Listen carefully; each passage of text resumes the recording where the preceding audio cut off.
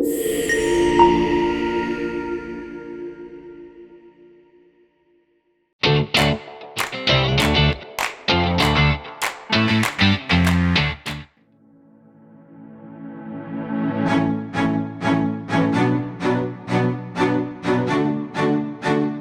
ما شاهدته شخصيا في سنة 2024 انضممت إلى فريق سيكلاما، فقد كانت التجربة رائعة. نمت ثقتي بنفسي وأصبحت أتعامل مع الكاميرا والميكروفون بسلاسة، وفسحت لي المجال للحضور في بعض المهرجانات والتعرف على شخصيات من الوسط الفني.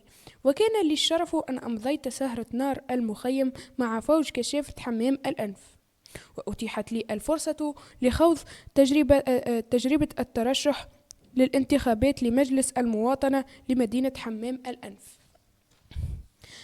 أما على المستوى العائلة، نجح أخي في مناظرة ختام التعليم الأساسي وتوجه إلى المعهد النموذجي بمعدل مشرف.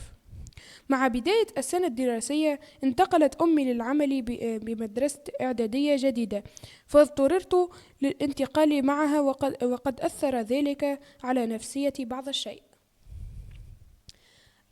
على المستوى الوطني، شهدت البلاد التونسية انتخابات رئاسية ناجحة واستقرار.